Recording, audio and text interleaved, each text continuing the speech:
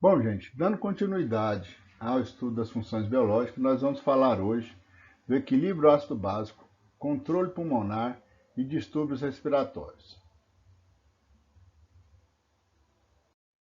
Então, essa aula tem como objetivo descrever como acontece o equilíbrio ácido básico na tentativa de manutenção do pH fisiológico, descrever como o sistema pulmonar contribui na manutenção do pH fisiológico e avaliar como os principais distúrbios respiratórios e renais podem levar a alterações do pH fisiológico.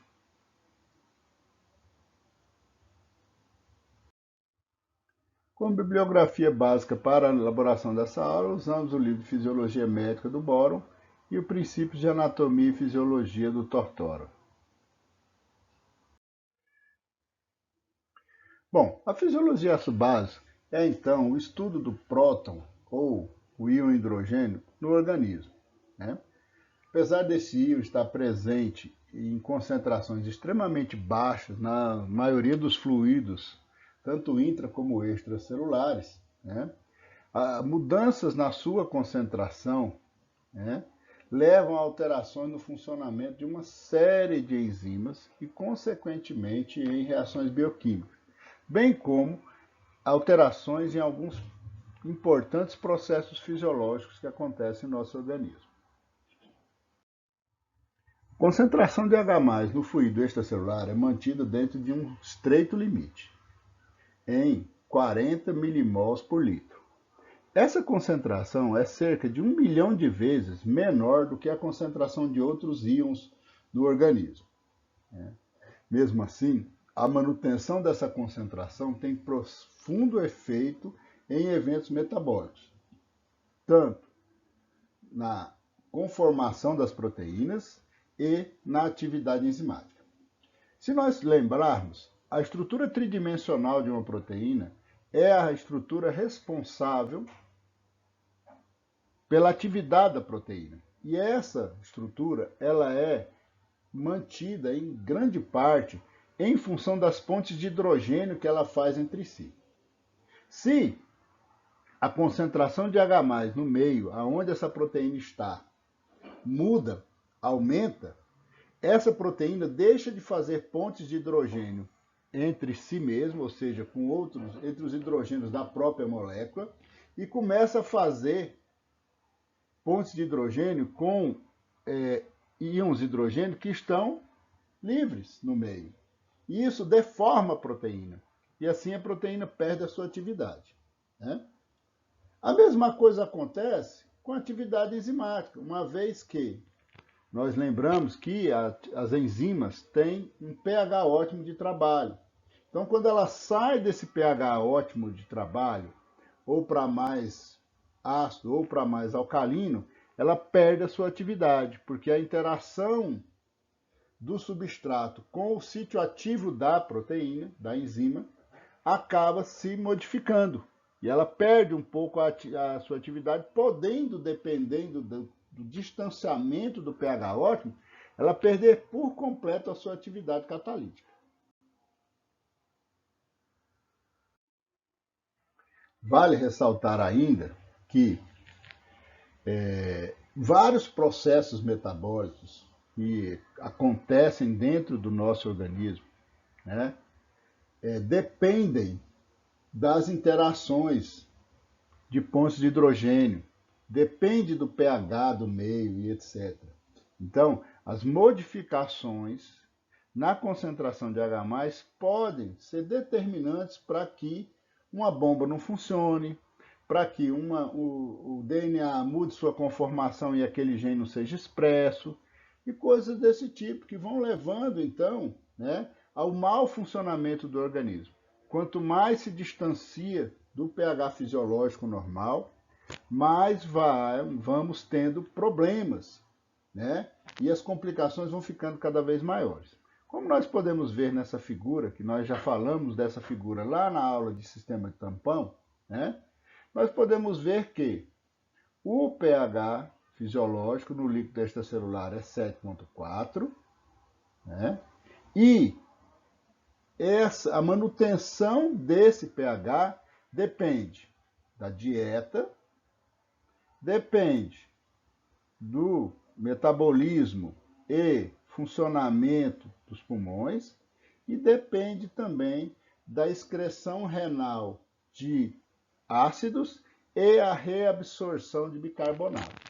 Então, esse equilíbrio do que nós ingerimos de H+, do que nós respiramos e do que nós excretamos e reabsorvemos de bicarbonato, garante o nosso equilíbrio ácido básico. Quando tudo isso funciona bem, o nosso corpo, então,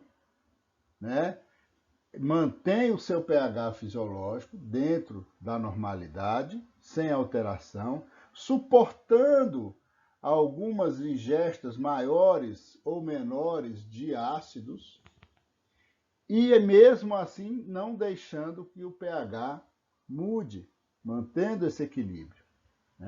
Se por acaso o metabolismo aumenta, o sistema respiratório compensa isso, aumentando a excreção de CO2.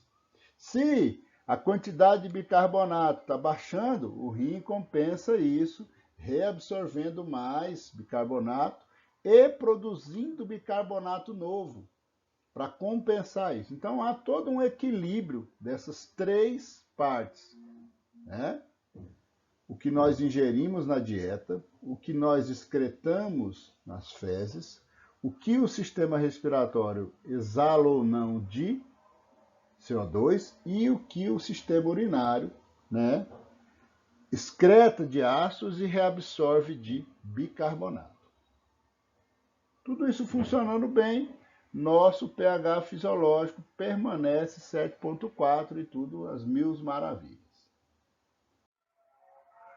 Só para relembrar, conceito de pH, como vimos anteriormente, o pH é a expressão logarítmica da concentração de H+ no meio, ou seja, pH é igual a menos log da concentração de H+. Certo? O pH neutro é o 7. Abaixo de 7, nós dizemos que o pH, então, é ácido. E acima de 7, nós dizemos que o pH é alcalino. No corpo humano, como nós falamos na figura anterior, o pH é 7,4, ou seja, levemente alcalino. Quase neutro, um pouquinho acima apenas do neutro, então por isso a gente diz levemente alcalino. E deve ser mantido nessa concentração de H+ suficiente para manter esse pH 7,4. Então, gente, podemos concluir que a manutenção do pH fisiológico é dependente de atuação dos tampões intra- e extracelulares, a regulação da taxa da ventilação alveolar, a regulação da excreção renal de hidrogênio e da retenção de bicarbonato, da ingestão de ácidos e bases e do nosso metabolismo corporal. Tudo isso em conjunto garante a manutenção do pH fisiológico. Obviamente que alterações nesses processos podem levar a modificações no pH fisiológico, que, dependendo do nível da modificação, poderá ser compensada, e aí a pessoa não vai ter nenhuma alteração perceptível, ou ela poderá não ser possível de compensação imediata e a pessoa passar a sentir as complicações dessa alteração do pH fisiológico. Para relembrar, então, quais são os tampões que nós temos no nosso organismo, nós temos como tampões extracelulares o tampão ácido carbônico bicarbonato, que funciona muito bem no sangue, e os tampões intracelulares, que estão relacionados às proteínas e fosfatos que temos dentro de nossas células e que contribuem na manutenção do pH. Além disso, os ossos participam nesse processo de manutenção do pH, cerca de 40% da capacidade tamponante do nosso organismo está armazenada nos ossos, e ainda temos né, as trocas entre o fluido extracelular e intracelular, levando, né, retirando em determinados momentos H+ do meio extracelular, levando ele para o meio intracelular e trocando isso com potássio, né? Algo que pode até levar a um aumento da concentração de potássio no meio extracelular, um aumento significativo quando esse desequilíbrio do pH é mais discrepante, digamos assim. Bom, nessa imagem nós podemos ver que como que o eritrócito do sangue participa nesse processo de manutenção do pH, né? Então, o eritrócito ele participa no processo de produção de bicarbonato. Como que isso é feito? Então, lá dentro do eritrócito, nós temos uma enzima chamada anidrase carbônica. Essa enzima, ela pega o CO2, que reage junto com a água, e forma ácido carbônico. Ela catalisa essa reação. Esse ácido carbônico se dissocia, liberando H+ mais bicarbonato. O H+ se liga à hemoglobina e o bicarbonato é liberado para o meio extracelular, né, o plasma sanguíneo. Tá? Para não haver alterações das concentrações iônicas, né, o bicarbonato é trocado com cloreto. Então, dessa forma, o cloreto entra no eritrócito, o bicarbonato sai. Isso garante a eletroneutralidade desse processo. Então, ao eu fornecer bicarbonato para o plasma sanguíneo, eu recebo do plasma cloreto. E aí, o meu equilíbrio, né, iônico permanece constante. Esse bicarbonato lá no sangue, ele vai ter a capacidade de se unir ao H+, neutralizando a presença ou a acidez que seria provocada por esse H+. Então, quanto mais bicarbonato eu tiver, mais H+ eu vou conseguir incorporar esse bicarbonato.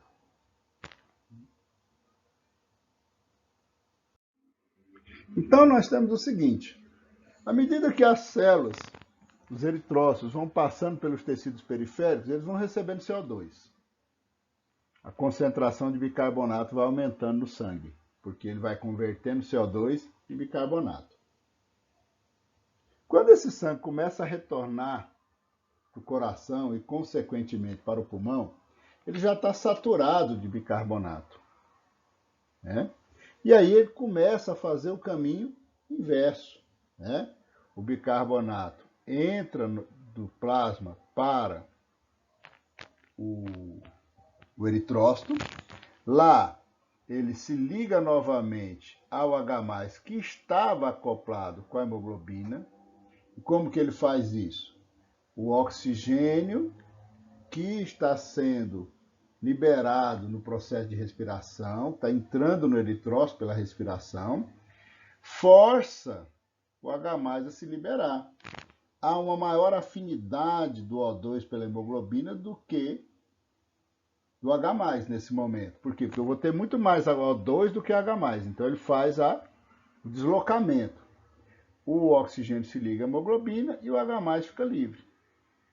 Esse H+, então, reage com o bicarbonato, forma novamente o ácido carbônico, que, sobre a ação da anidrase carbônica, se converte em CO2 e água. Esse CO2 sai do eritrócito, atravessa a membrana alvéolo-capilar e é liberado na respiração, removendo assim o excesso de bicarbonato que foi aparecendo à medida que nós fomos respirando e convertendo o CO2 em bicarbonato. Então, nós podemos concluir que o pH sanguíneo é determinado por uma relação entre o bicarbonato e o ácido carbônico. Então, há um equilíbrio entre a pressão de CO2 no alvéolo, a pressão parcial de CO2 dissolvido no sangue e a concentração de ácido carbônico e de bicarbonato também dissolvido no sangue. Então, nós podemos tecer essa equaçãozinha. A concentração de H+, é igual a 24, né, vezes a pressão de CO2 dividido pela concentração de bicarbonato. E aí nós temos, então, o pH. Bom, mas nem tudo é perfeito. De vez em quando, acontecem alterações na concentração de H+, que levam a desordens e a mecanismos compensatórios. Então, 4 desordens relacionadas ao pH podemos observar: a acidose metabólica, a alcalose metabólica, a acidose respiratória e a alcalose respiratória. Então, uma acidose e uma alcalose de fundo metabólico, ou seja, dependendo do metabolismo, e uma acidose e uma alcalose, dependendo da função respiratória, né? Nós vamos tratar primeiro da acidose metabólica, depois falaremos das outras, uma de cada vez. Então, nessa acidose, o que nós temos? Nós temos uma diminuição do pH, ou seja, o pH fica mais ácido. Não é muito mais ácido, não. Esse pH aqui não vai cair para 5, 6, não. Ele vai cair de 7,4 para 7,2, para 7,1. Certo? Não é uma queda exagerada, não. Isso aqui é mínimo. Tá? Então, de 7,4 para 7,2, o paciente já começa a ter distúrbios. Tá? Essa queda de pH é provocada por um aumento da concentração de H+, porque nós vimos que quanto mais H+, menor o pH, né? E isso leva a um desbalanço primário, né, em função de uma diminuição do bicarbonato. Porque se eu tiver bicarbonato, o H+ não aumenta, porque o bicarbonato liga com ele e neutraliza, forma ácido carbônico. Então, se o H+ está subindo, é porque eu estou tendo por algum motivo, né, uma diminuição na concentração de bicarbonato. Certo? Bom, para compensar isso, o que o corpo tenta fazer? Diminuir a pressão de CO2. Né? Então, ele vai diminuir a pressão de CO2 no corpo, porque aí eu vou equilibrar esse processo.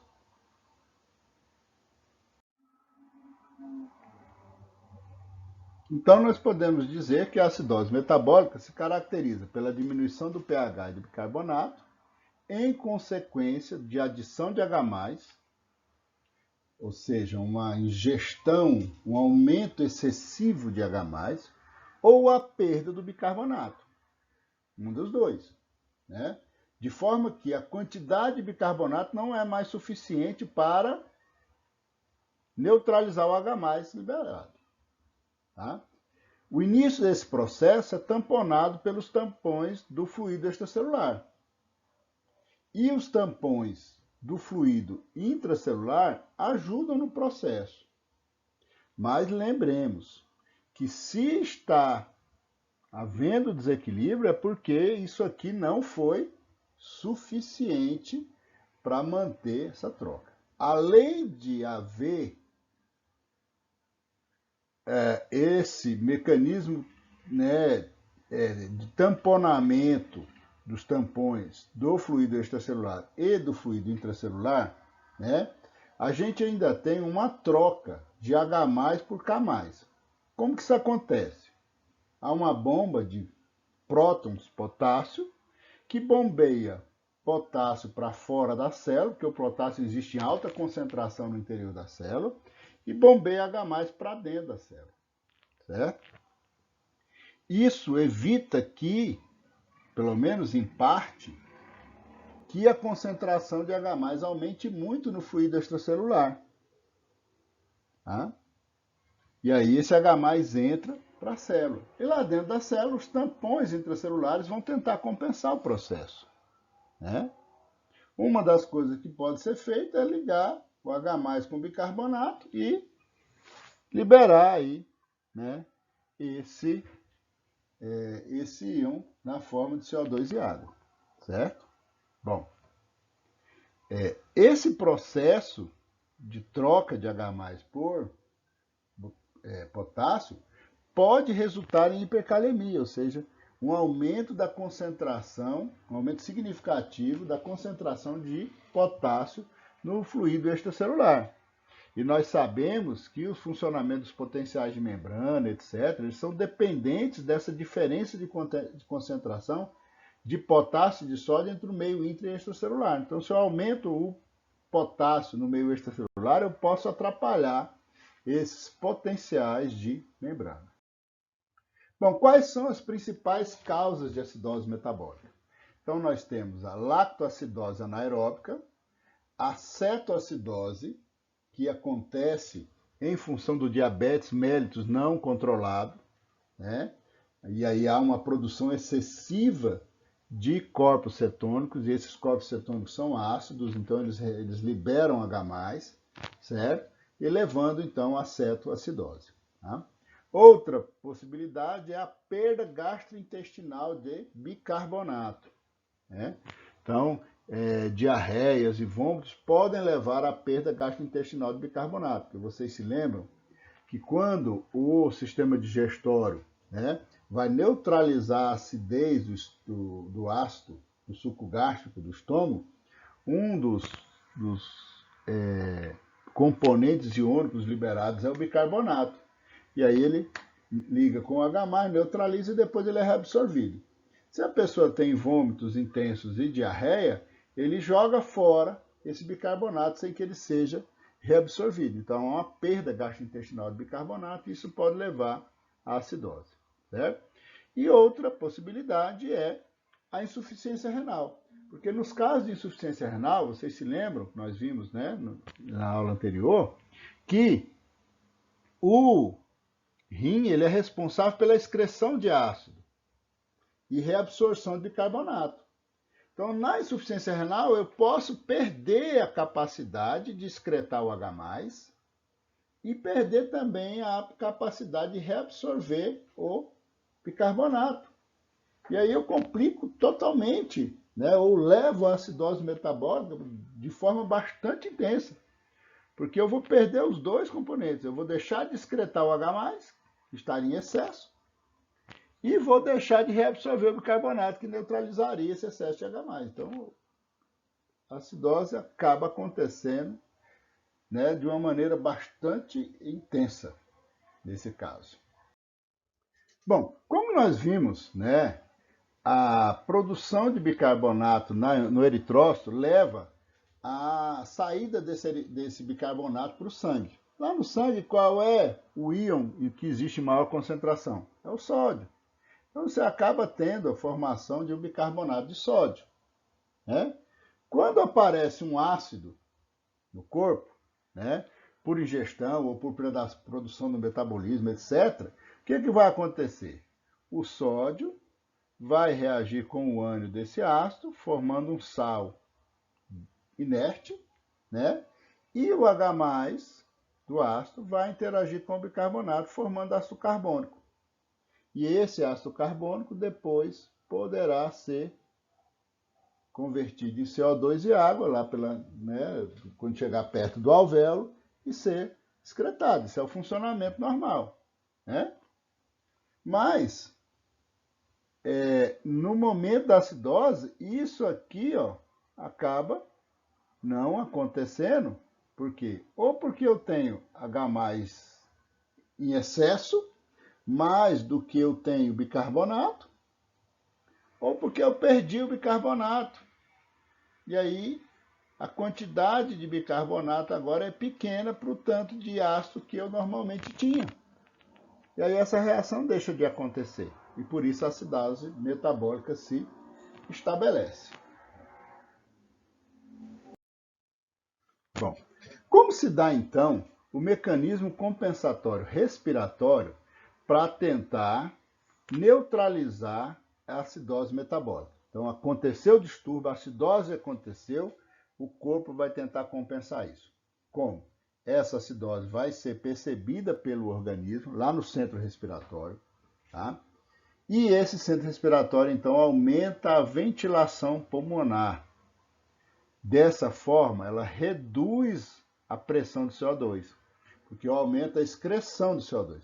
Quando eu aumento a excreção do CO2, certo? O que eu faço? Eu forço essa equação nessa direção.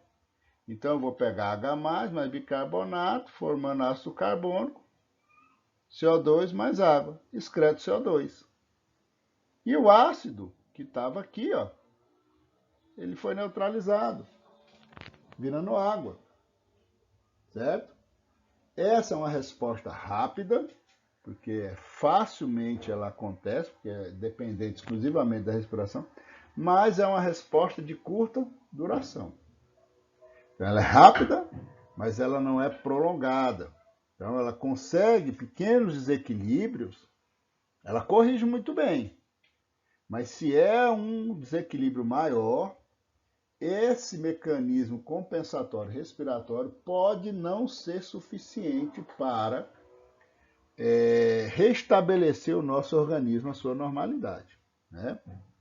Quando o paciente tem uma acidose metabólica mais pronunciada, acaba tendo, né, que ter alguma intervenção, né, externa, né, para poder compensar esse processo. A outra maneira de se compensar a acidose metabólica é o mecanismo compensatório renal. Como que isso acontece? O fluido produzido pela filtração glomerular, ao passar pelos túbulos contorcidos proximal e distal, vai sofrendo modificação, principalmente na região da alça de Henle e o ramo ascendente da alça de Henle parte do tubo contorcido proximal. Nessa região, o sódio ligado aos seus ânions libera o ânion e é trocado por uma bomba de sódio e prótons. Então, o sódio é reabsorvido e o H+ é liberado. Dessa forma, há um aumento da quantidade de ácido excretado. Então, se está havendo uma acidose metabólica e a quantidade de H+ no meio está elevada, né, o corpo compensa isso aumentando a excreção de H+. E ao fazer isso, certo? Esse sódio atravessa a célula, vai embora, e para produzir esse H+, o que a célula tubular faz? Ela pega a água, mais o CO2 que está circulando no sangue, via a anidrase carbônica, forma ácido carbônico. Agora, o ácido carbônico se dissocia em H+ e bicarbonato. O H+, agora, de forma diferente do que acontece no eritrócito, ele sai da célula tubular. Ele é bombeado para fora em troca com o sódio que está entrando. E aí esse H+ vai para a urina e é eliminado. O bicarbonato livre produzido sai da célula trocando com cloreto. E aí eu vou ter então a formação de bicarbonato novo. Então, como nós vimos na aula lá de tampão, de excreção de ácidos pela urina, né? O processo de excreção de H+ leva à formação de bicarbonato novo, o que vai aumentar a concentração de bicarbonato no sangue. Então, esse mecanismo compensatório renal, ele é mais eficiente porque ele, além de excretar o H+ na urina, ele ainda produz bicarbonato novo. E com isso, ele vai aumentar a concentração de bicarbonato no sangue. Então, ele compensa por dois motivos. Ele excreta o H+, que estava elevado, e produz bicarbonato novo. Então, ele diminui a concentração de H+, e aumenta de bicarbonato.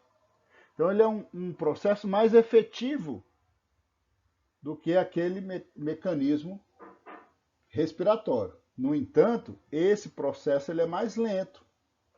Por isso a importância do processo respiratório. Porque a compensação respiratória ela é rápida, mas ela leva a diminuição de mais bicarbonato. E essa aqui não, ela é um pouco mais lenta e aumenta o bicarbonato. Ainda nesse mecanismo compensatório renal relacionado à acidose metabólica, nós temos também a reabsorção tubular do bicarbonato que foi filtrado. Porque o bicarbonato, por ser um íon pequeno, ele é filtrado livremente no processo de filtração glomerular. Então, muito bicarbonato é filtrado. E todo bicarbonato filtrado tem que ser reabsorvido. E o rim faz isso muito bem. Então, ele pega lá o bicarbonato de sódio que está no filtrado, dissocia em sódio mais bicarbonato, faz a troca com o H+, né, igual a gente tinha falado, né? O bicarbonato que estava aqui se associa com o H+ trocado, formando ácido carbônico. Esse se dissocia em água e CO2, e o CO2 então atravessa a membrana e é reabsorvido para dentro da célula, formando, né, tá, um bicarbonato reabsorvido, porque você vê, ó, entrou CO2 para formar o H+. O H+ saiu. Bicarbonato produzido veio, né? O bicarbonato que estava fora entrou na forma de CO2. Então, eu reabsorvi o bicarbonato que estava livre, liberei H+, né? E recuperei o bicarbonato. Então, eu tenho um mecanismo duplo. Um mecanismo de compensação renal que leva à reabsorção de todo o bicarbonato que tinha sido excretado, junto com a produção de bicarbonato novo e a excreção de H+ associada a esse processo, a esses dois processos, né? Dessa forma, esse mecanismo é bastante efetivo.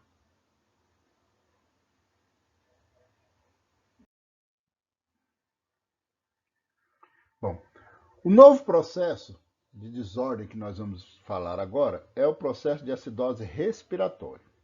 Tá? A acidose respiratória ela acontece da seguinte forma: você tem uma diminuição do pH associada a um aumento da concentração de H+, certo?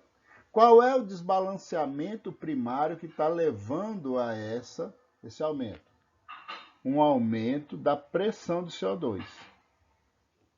Então, a pressão de CO2 aumenta. Lembra daquela equação que nós temos 20 pH, né? Concentração de H+ é igual a 24 vezes a pressão de CO2 pela concentração de bicarbonato. Então, se eu aumento a pressão de CO2, a concentração de H+ aumenta, né, significativamente, certo? Para compensar isso, o que eu faço? Se a pressão de CO2 aumentou, eu aumento o bicarbonato. Que aí eu aumentando o bicarbonato, eu vou conseguir neutralizar o H+. Então esse é o mecanismo compensatório que o corpo vai tentar fazer para melhorar essa acidose respiratória. Né? Então olha só, né? Qual é ou quais são, né, as causas que levam a uma acidose respiratória? Na verdade, a causa disso é uma ventilação alveolar, certo? Comprometida. levando à retenção e aumento da pressão do CO2. Ou seja, algo está atrapalhando a minha excreção pela respiração do CO2, certo? E isso vai fazendo com que a minha pressão de CO2 vai ficando cada vez maior, tá? Isso vai levar a um aumento da concentração de ácido carbônico e, consequentemente, uma acidose. Tá?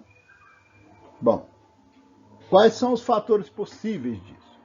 Uma pneumonia, por exemplo, em que o pulmão da pessoa está cheio de líquido, cheio de secreção dentro dos seus alvéolos, e isso atrapalhe a difusão normal do CO2.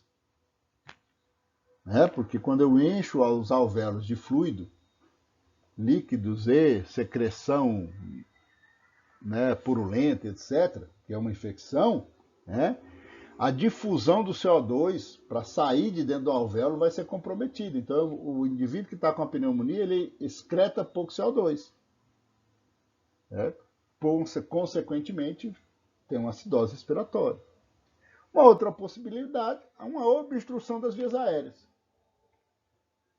O cara teve um trauma aqui nas cartilagens aqui da região do pescoço, bloqueou as vias aéreas. Ou entalou, engolindo alguma coisa e foi para o lugar errado, obstruiu a via aérea.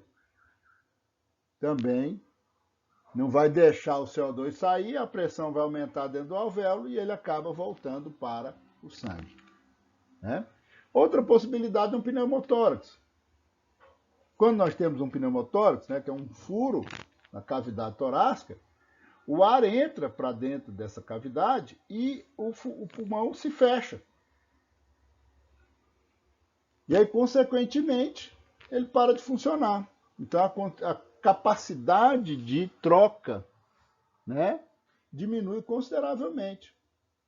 E a pressão do CO2 vai só aumentando. Uma outra coisa que pode levar à anestesia geral. Porque, em alguns casos, a anestesia geral pode levar a uma parada respiratória. Hoje, para se evitar isso, normalmente, quando se vai fazer um procedimento de anestesia geral, entuba-se o paciente. E aí já evita, caso haja uma parada respiratória, de ter que correr atrás de entubar de última hora, etc. Você põe o paciente para dormir e já passa o tubo. Aí entubou, pronto, faz a cirurgia. Não entubou, principalmente com anestesias inalatórias. Tá? Então, nesse caso de acidose respiratória, quais seriam os mecanismos compensatórios que a gente vai observar? Primeiro, o tamponamento via tampão intracelular, certo? Que vai dar uma neutralizada no H+. Então, eles bombeiam H+, troca por potássio, e neutraliza ali o pH, certo? Outra coisa é o aumento da retenção renal de bicarbonato. Então, um aumento da retenção do bicarbonato do filtrado glomerular, aumentando o nível de bicarbonato. Então, você tem dois mecanismos de compensação, certo? O funcionamento de tampão intracelular, já que o tampão extracelular não está funcionando, porque o CO2 está muito aumentado e o bicarbonato vai estar diminuído, certo? E o rim vai tentar compensar isso aumentando a excreção, a reabsorção de bicarbonato, elevando a concentração de bicarbonato. Bom, não está funcionando. O que a gente faz? O que pode se fazer a nível de tratamento? Melhorar a ventilação. Então, desobstruir as vias aéreas e aumentar a oferta de oxigênio, certo? Isso aí vai melhorar esse processo.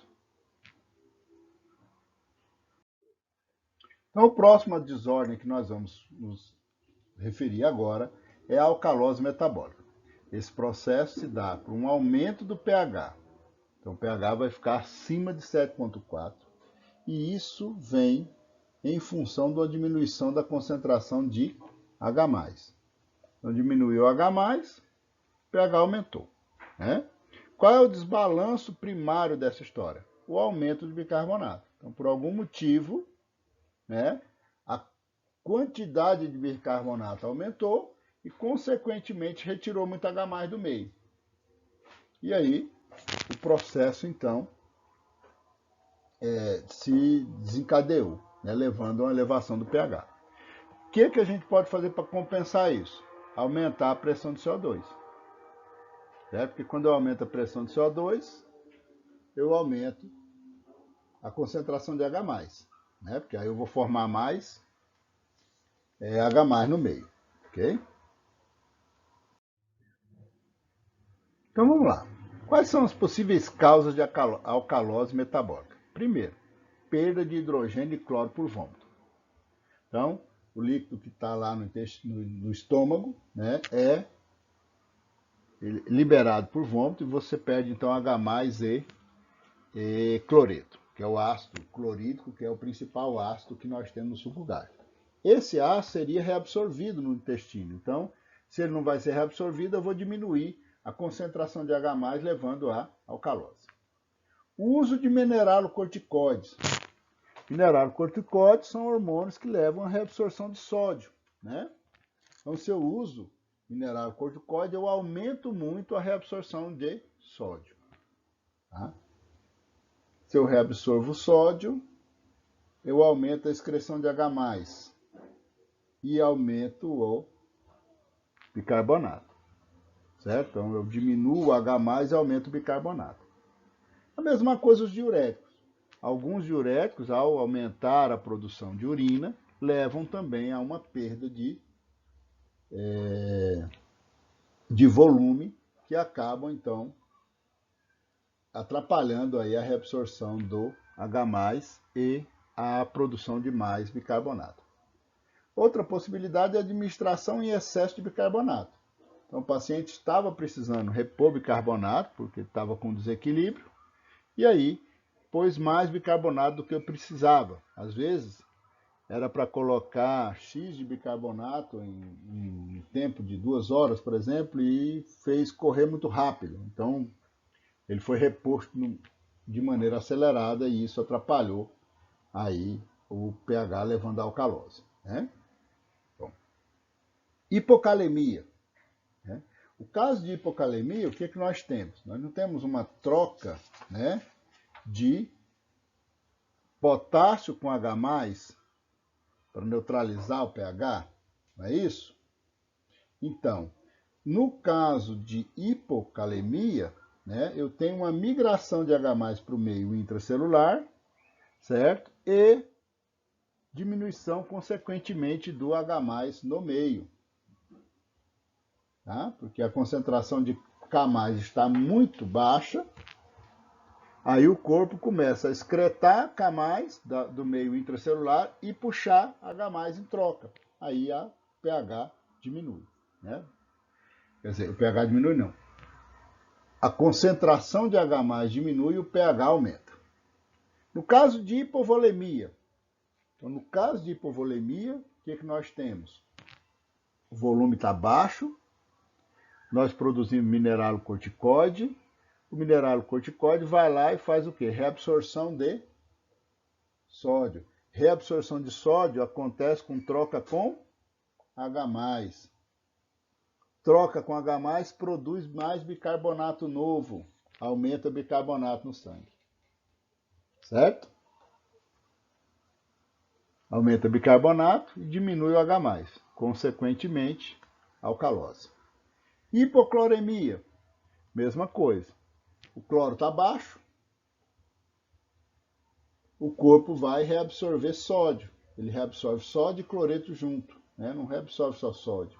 Reabsorve sódio. Consequentemente, de novo, excreta H+, produz bicarbonato. E aí, a alcalose metabólica, então, se estabelece.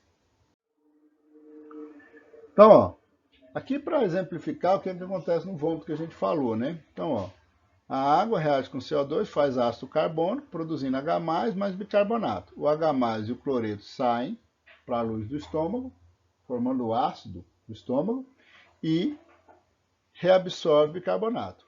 Se há uma perda por vômito, o corpo, para compensar, produz mais ácido no estômago, para voltar a baixar o pH do estômago. E cada vez que ele faz isso, ele vai aumentando ainda mais a concentração do bicarbonato no sangue, certo? Levando então à alcalose metabólica. Bom, e por último nós temos a alcalose respiratória. A alcalose respiratória, nós temos um aumento do pH com diminuição da concentração de H+. E isso acontece por um desbalanço em função da perda do CO2. Perde CO2.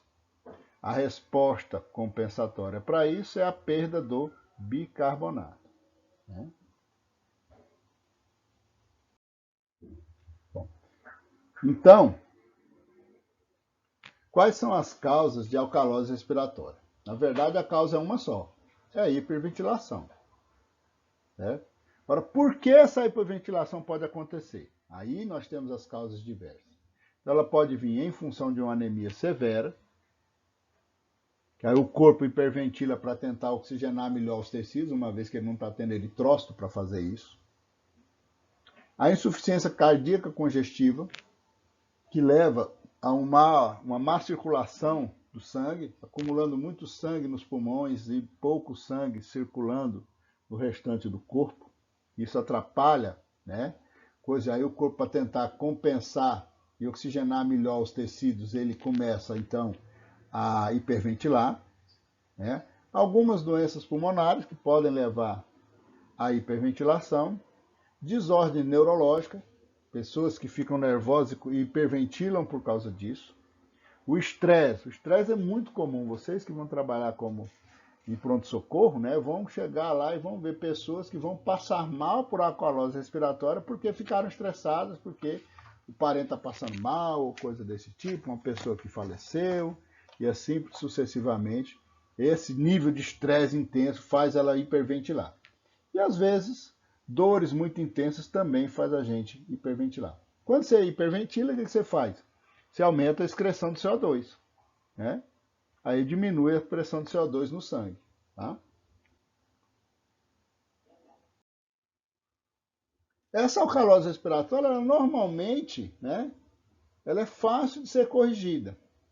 Tá? Então, normalmente você põe a pessoa sentada, porque ela normalmente fica um pouco tonta por causa da alcalose. Você põe a pessoa sentada, pega um saquinho de papel ou de plástico, põe a pessoa para respirar dentro disso. Né? E aí a pessoa vai respirando ali, e ela vai inalando de volta o CO2 que ela está jogando para fora. E isso aumenta a pressão de CO2 dentro do pulmão, e aí a pressão de CO2 vai se elevando novamente no corpo daquela pessoa. E aí vai restabelecendo ao normal. Normalmente aí fazendo isso também, você vai conversando com a pessoa vai se acalmando e tal, né? E isso leva aí à melhora dessa alcalose respiratória. Bom, gente, então era isso que nós tínhamos para a nossa aula de hoje, né? Acredito que nós conseguimos, né, descrever como é que acontece esse equilíbrio ácido-básico na tentativa de manutenção do pH fisiológico, descrever como o sistema pulmonar contribui para a manutenção desse pH e avaliar como que os principais distúrbios respiratórios acabam levando às alterações do pH fisiológico. Tá? Obrigado e até uma outra aula.